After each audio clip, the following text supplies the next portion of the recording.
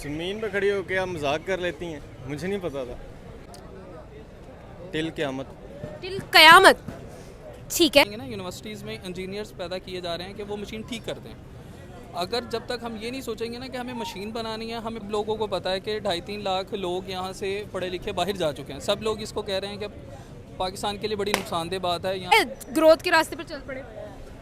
बिल्कुल भी नहीं, बिल्कुल भी नहीं, कोई सोल्यूशन भी नहीं है। ही नहीं, पैदा ही नहीं हुआ आज तक। टाइम कम बता रहे हैं आप, मुझे लगता है कि 2040 तक या 35-40 तक इंशाल्लाह 20 कि हमारी इंडस्ट्रीज़ जिस तरह क्लोयर की तरफ मूव कर रही हैं, आउटसोर्सिंग चल रही है, कोई चीज़ें लीज़ पे जा रही हैं। It would be fortunate for all of us कि अगर ये स्टेटमेंट भी ज़रा भी हकीकत है, लेकिन अभी के सिनेरियो के मुताबिक तो इसमें कोई रियलिटी नज़र नहीं आती। इन तीनों में से अभी किसी में आगे बढ़ रहे हैं? बढ़ रहे हैं तो बताओ। इंडस्ट्रीज़ बंद है, IT बंद है, मेडिकल 30,000 बच्चा है तो 3,000 सीट्स हैं। अस्सलाम वालेकुम। वालेकुम सलाम। So good name. Ali Umar. Umar ji, आज का हमारा सवाल नहीं बल्कि आपके लिए खुशखबरी है that Pakistan is going to be the first largest economy by 2030। कैसे देखते हैं? ज़मीन पे खड़ी होकर आप मजाक कर लेती हैं, मुझे नहीं पता था। सर ऐसा क्यों है? ऐसा आपको मेरी बात मजाक क्यों लग रही है? मैं तो आपको सच बता रही हूँ। नहीं, आप फैक्ट्स देख के बात करें ना। मैं आपको फैक्ट्स देख के बता रही हूँ कि 2030 पे पाकिस्तान फर्स्ट लार्जेस्ट इकोनॉमी बन जाएगा, क्योंकि इंडस्ट्रियलाइजेशन और IT और मेडिकल में हम आगे बढ़ रहे हैं। इन तीनों में से अभी किसी में आगे बढ़ रहे हैं? बढ़ रहे हैं तो बताओ। इंडस्ट्रीज़ बंद है, IT बंद है, मेडिकल 30,000 बच्चा है तो 3,000 सीट्स हैं।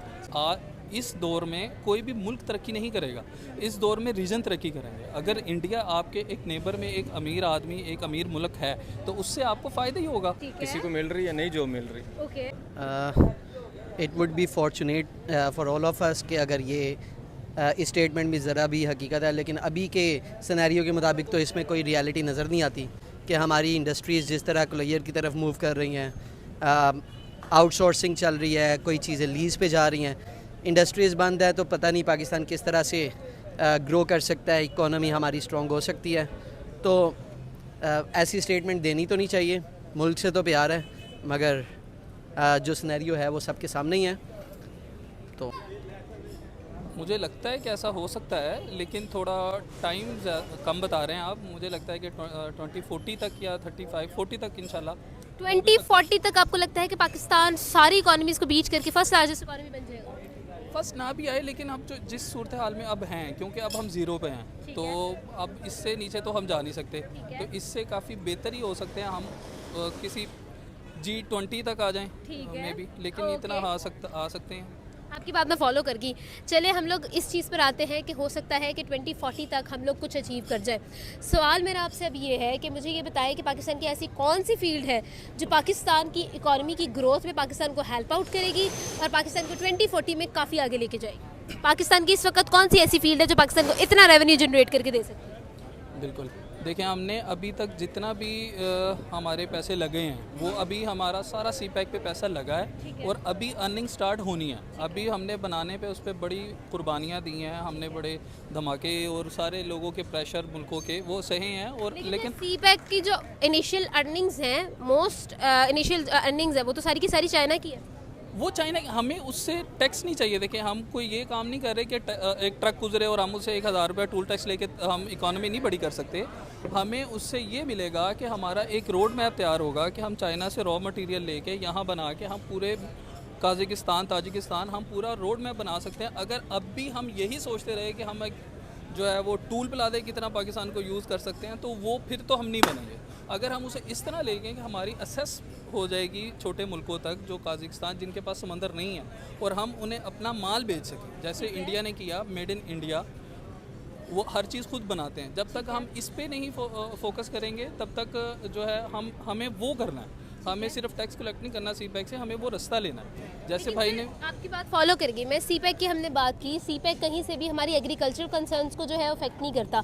इवन देन जब हमारी एज एग्रीकल्चरल कंट्री पाकिस्तान जो है अपनी एग्रीकल्चरल नीड्स भी दूसरी कंट्रीज से जो है वो ले रहा है, तो फिर क्या आप इस चीज़ को किस तरह से? एग्रीकल्चर में आप इतना कभी भी इकोनॉमी देखें, इकोनॉमी आपकी मेरा नहीं ख्याल कि एग्रीकल्चर पे बूम कर सकती है। उसमें आपको इंडस्ट्रियल चाहिए होगा, उसमें आईटी सेक्टर चाहिए होगा, जैसे मेरे भाई ने बताया। से पाकिस्तान के पास अभी क्या है? देखिए, जैसे अभी सब लोगों को पता है कि 2.5-3 लाख लोग यहाँ से पढ़े लिखे बाहर जा चुके हैं। सब लोग इसको कह रहे हैं कि पाकिस्तान के लिए बड़ी नुकसानदेह बात है, यहाँ 2.5 लाख बंदा चला गया और यहाँ पे कुछ नहीं रह गया। लेकिन आप ये इस तरह भी देख सकते हैं कि 2.5 लाख बंदा बाहर गया, अब वो डॉलर भेजेगा, अब उसने कमा के वापस पैसे भेजने। इसी तरह जब वो यहाँ पे होगा, यहाँ की इंडस्ट्री जब हम चाइना के साथ कोलैबोरेशन करेंगे तो हम वहाँ से मशीनरी लाएं। देखें, जब तक हमारे इंजीनियर्स यहाँ पे मशीनें ठीक करने के लिए बनाते जाएंगे ना, यूनिवर्सिटीज़ में इंजीनियर्स पैदा किए जा रहे हैं कि वो मशीन ठीक करते हैं। अगर जब तक हम ये नहीं सोचेंगे ना कि हमें मशीन बनानी है, हमें प्रोडक्ट बनानी है और हमें वो दुनिया को बेचनी है, तब तक हम इसी तरह बैठे रहेंगे।